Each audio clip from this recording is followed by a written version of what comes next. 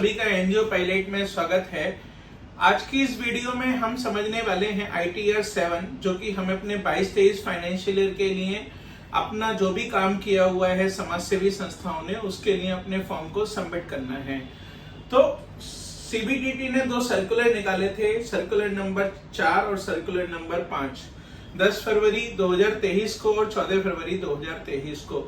तो कोई भी रिटर्न भरते समय उन सर्कुलरों को ध्यान में रखना, उन सर्कुलर के हिसाब से रिटर्न भरना अनिवार्य है, नहीं तो आपकी रिटर्न डिफेक्टिव हो जाएगी और आपको रिटर्न दोबारा भरनी पड़ेगी और समय निकल गया तो आपको एग्जेम्पशन भी नहीं मिलेगी। तो इसलिए जरूरी है कि आप उन चीजों का ध्यान रखें जो सर्कुलर में चेंज किया गया था।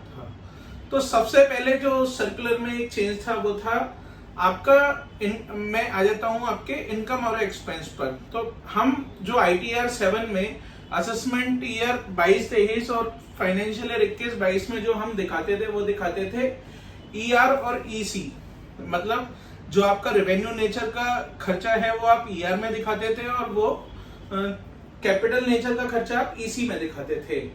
ER में एक एडिशनल रिक्वायरमेंट और थी कि आपको एस्टेब्लिशमेंट और एडमिनिस्ट्रेटिव एक्सपेंसेस को अलग अलग करके, एस्टेब्लिशमेंट और एडमिनिस्ट्रेटिव और अपनी एक्टिविटी वाइज एक्सपेंस अलग अलग करके दिखाना होता था।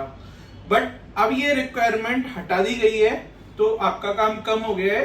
पर इसके साथ इन्होंने एक नया ER EC नाम के शेड्यूल्स को ही डिलीट कर दिया है। एक नया शेड्यूल प्रेजेंट किया है इस बार, शेड्यूल नंबर A, जिसके अंदर आपको अपना जो भी आपने खर्च किया हुआ है capital expenditure, revenue expenditure accordingly fill करके डालना होगा। तो दोस्तों इस बार जब आप इनकम टैक्स ITR 7 भर रहे हो तो ER EC को में ना भरकर, ER EC आपको फॉर्म में मिलेगा ही नहीं, तो ER EC में नहीं जाएगा, वो डिटेल जाएगा आपका शेड्यूल नंबर A में। दूसरा चेंज उन्होंने क्या किया है कि पहले आपको जो कॉर्पस का जो भी डिटेल डालना होता था उसके लिए हमारा कॉर्पस का शेड्यूल फिक्स था, शेड्यूल नंबर J।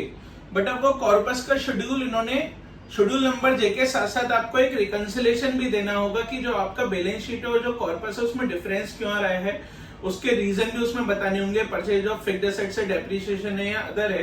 तो शेड्यूल नंबर R बेसिकली एक रिकंसिलेशन ऑफ कॉर्पस के नाम से उन्होंने एक एडिशनल शेड्यूल आपके लिए रिप्रेजेंट किया है जिसको आपको भरना होगा, आपको शो करना होगा कि वो डिफरेंस आपका क्यों आ रहा है। तीसरा इन्होंने जो रिप्लेस किया है कि पहले आपको क्या करना होता था कि ऑथर, फाउंडर, ट्रस्टी की डिटेल, आपकी सोसाइटी है, ट्रस्ट है, सेक्शन 8 कंपनी है, तो आपको at any time of application, मतलब जब आप एप्लीकेशन दे रहे हैं तब आपको डालना होता था कि आपके कौन सा ऑथर ट्रस्टी हैं। बट अब इन्होंने क्या किया है कि जो भी आपके ट्रस्टी, चाहे वो एक दिन के लिए भी थे during the financial year, at any time during the previous year, वो आपको उसमें रिपोर्ट करना होगा। ये एक तीसरा चेंज है इसमें जो आपको एडिशनली भरना है। दोस्तों शेड्यूल नंबर IA और DA इंसर्ट किए गए हैं ITR फॉर्म नंबर 7 में। तो ये हमारे पॉइंट नंबर 4-5 में क्या है कि आपको 11(1)(b) और 11(3) के अंदर जो आपका 85% इनकम को अगर खर्च नहीं कर पा रहे हैं ड्यूरिंग द प्रीवियस ईयर, आपकी आय नहीं थी, फॉर्म नंबर 9A में आपने डिक्लेयर किया था या फॉर्म नंबर 10 में आपने एक्यूमुलेट किया था, तो उस तरह की कोई इनकम थी और वो पिछले सालों में आपने एक्यूमुलेट की बट आप किसी वजह से उसे खर्च नहीं कर पाए और आप अपना प्रॉमिस पूरा नहीं कर पाए, वो आपको टैक्स देना पड़ गया उसके ऊपर। तो शेड्यूल नंबर IA और DA में अकॉर्डिंगली आपको रिपोर्ट करना होगा कि किस ईयर में आपने वो एक्यूमुलेट किया था और उसके ऊपर कब आपने टैक्स दिया है। तो ये एक नई रिक्वायरमेंट है जो अब तक नहीं होती थी। शेड्यूल नंबर I और शेड्यूल नंबर D के रेस्पेक्टिवली नीचे इनको शेड्यूलों को दिया गया है ताकि आप उनको रिपोर्ट कर पाए, तो इसका भी ध्यान रखें ITR 7 पर। दोस्तों पॉइंट नंबर 6 में आपका थोड़ा सा काम कम कर दिया है। पहले वो शेड्यूल J जो हुआ करता था हमारा, वो इन्वेस्टमेंट की डिटेल मांगता था, बट अब जो वो इन्वेस्टमेंट की डिटेल, सबकी इन्वेस्टमेंट की डिटेल नहीं मांगकर केवल और केवल कॉर्पस की इन्वेस्टमेंट की डिटेल आपको शेड्यूल J के अंदर भरना होगा। तो दोस्तों ये हमारे जो 6 मेन पॉइंट हैं ITR 7 भरते समय जो आपको ध्यान रखने बहुत जरूरी है, नहीं तो आपकी ITR गलत हो सकती है, डिफेक्टिव हो सकती है और आपको एग्जेम्पशन लूज कर बहुत सारा टैक्स देना पड़ सकता है।